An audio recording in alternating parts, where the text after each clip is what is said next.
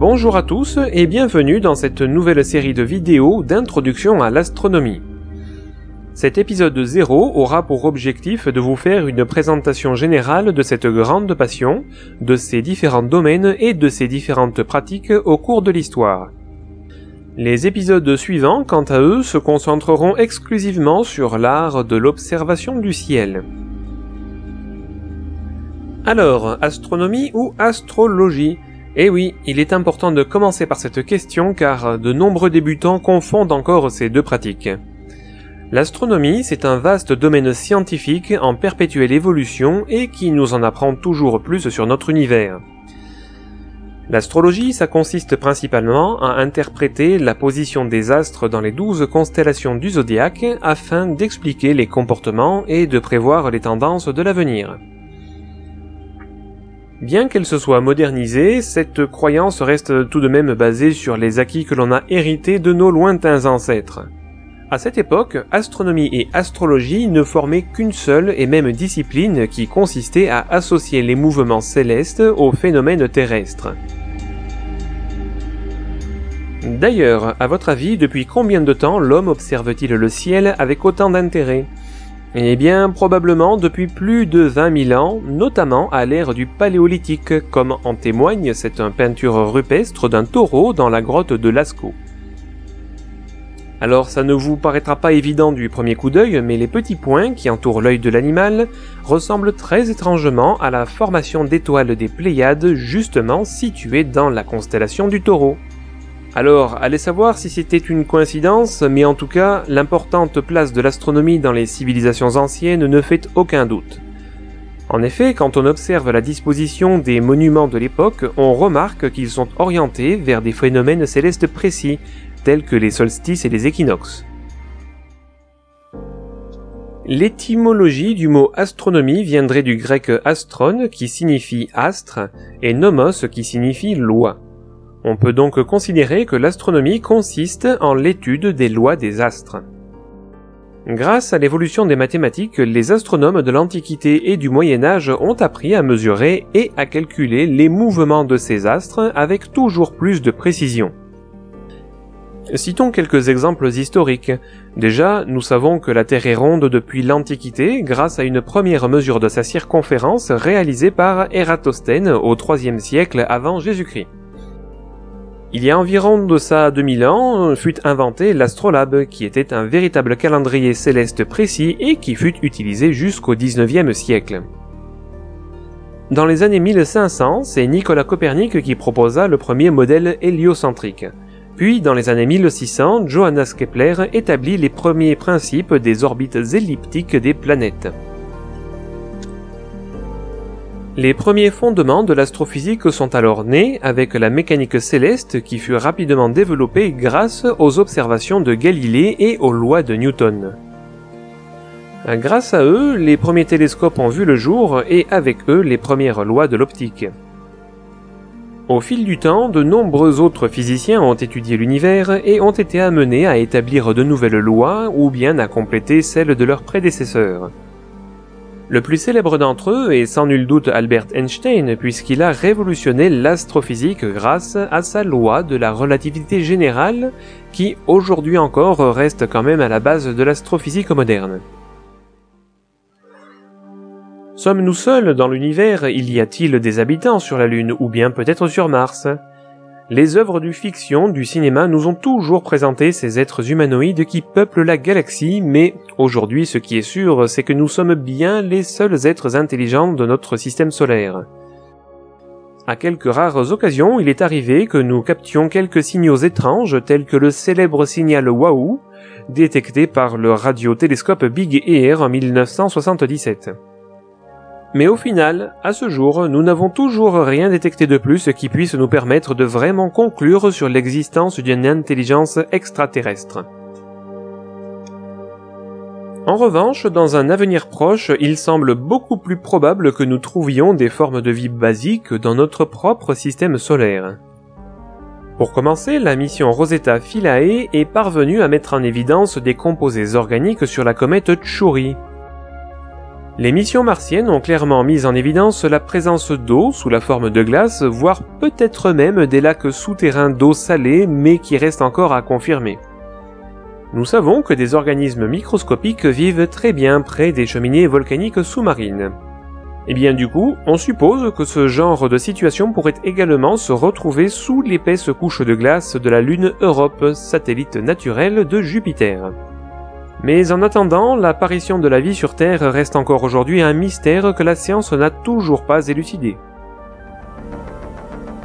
Depuis les débuts de la conquête spatiale, nous avons envoyé bon nombre de machines et d'hommes dans l'espace, et la tendance s'est clairement accélérée ces dernières années. Mais quelle que soit l'époque, le principe est resté le même. Il s'agit toujours d'envoyer un laboratoire robotisé très sophistiqué afin de photographier, sonder, analyser, bref, afin d'étudier l'astre pour lequel il a été destiné. Mais au final, c'est au-dessus de la Terre que l'on trouve le plus de ces engins spatiaux. Grâce à eux, vous ne pouvez plus vous perdre et vous pouvez communiquer avec n'importe qui, n'importe où. C'est aussi grâce à nos satellites que nous pouvons prévoir la météo, étudier la géologie, analyser notre atmosphère, notre champ magnétique et bien d'autres choses sur notre planète. Si les télescopes semblent être atteints par la folie des grandeurs, c'est parce qu'il nous faut collecter un maximum de lumière afin de pouvoir observer les astres les plus sombres du ciel profond. Mais notre œil est limité par la lumière visible, c'est pourquoi on utilise à la place des caméras capables d'observer les astres sur un spectre lumineux beaucoup plus large, mais surtout sur des temps de pause beaucoup plus longs. Cependant, la lumière ne représente en fait qu'une petite partie du spectre électromagnétique.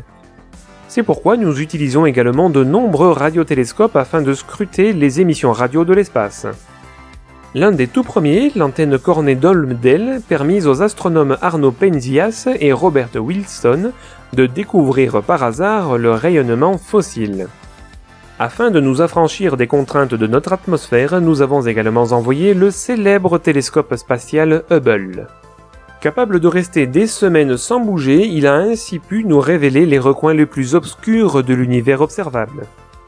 Grâce à tous ces beaux joujoux, les scientifiques ont réussi à détecter de nombreuses exoplanètes, à imager des trous noirs ou bien encore à imager le fond diffus cosmologique. Mais dans l'astronomie amateur aussi, on peut faire de très belles choses. Par exemple, vous avez peut-être entendu parler de l'astrophoto. Certains d'entre vous se seront peut-être déjà amusés à coller un appareil photo sur un oculaire afin, par exemple, de prendre la Lune.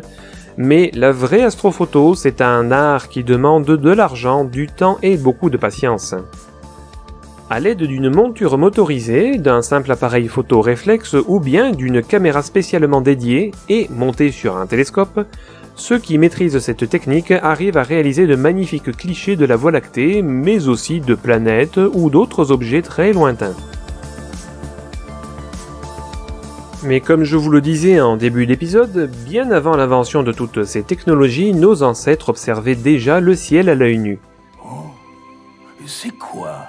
Des lucioles, Pumba. Un genre de verre qui reste collé sur cette espèce de machin bleu marine. Oh, tiens.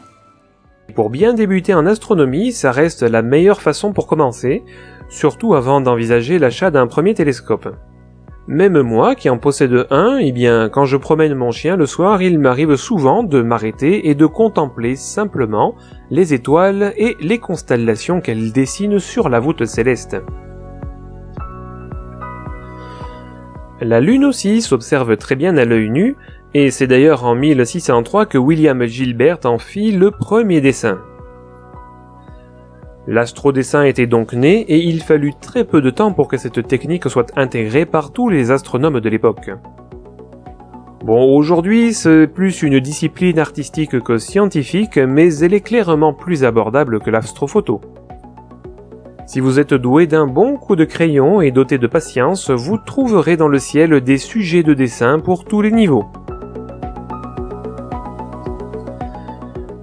L'observation aux instruments, ça reste bien sûr la pratique la plus répandue. On trouve généralement des télescopes à miroir ou des lunettes astronomiques, mais si vous avez une paire de jumelles chez vous, ça peut parfaitement faire l'affaire pour débuter vos observations. Vous vous en doutez, plus votre instrument sera gros et plus vous verrez de choses. Mais n'ayez pas les yeux plus gros que le ventre, car pour débuter, la Lune et les planètes seront très facilement observables dans les plus petites lunettes.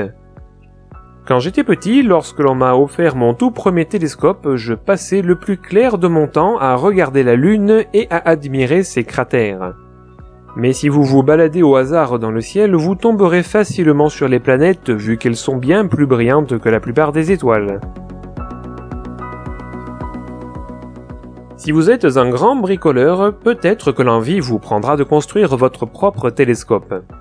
John Dobson est devenu le plus célèbre des astrobricoleurs grâce à son télescope entièrement fait de pièces de récupération. Il a également inventé le concept d'astronomie de trottoir qui consistait à exposer dans la rue son télescope fait maison.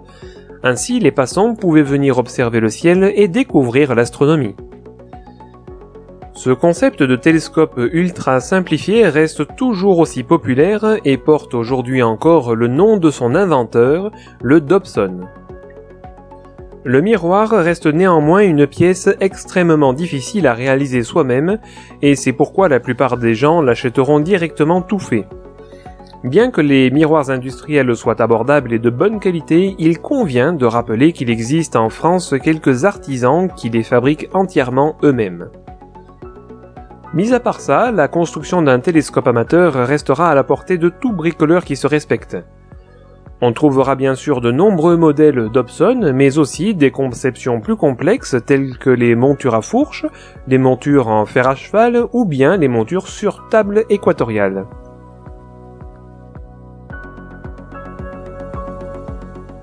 Si vous avez regardé ma vidéo jusque-là, c'est que vous êtes probablement suffisamment intéressé par l'astronomie pour en faire votre passion. Comme vous avez pu le voir, c'est un domaine très vaste et très passionnant que de nombreux autres vidéastes auront à cœur de partager avec vous.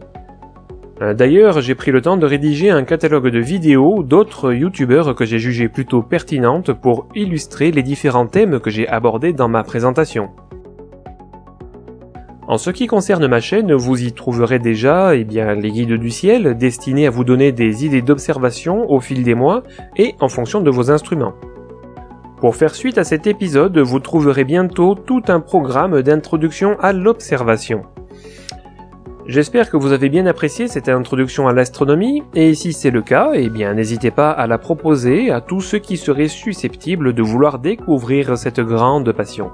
Voilà, merci à tous de m'avoir suivi et d'être toujours plus nombreux à me suivre. Je vous donne donc rendez-vous pour votre prochain épisode. À bientôt!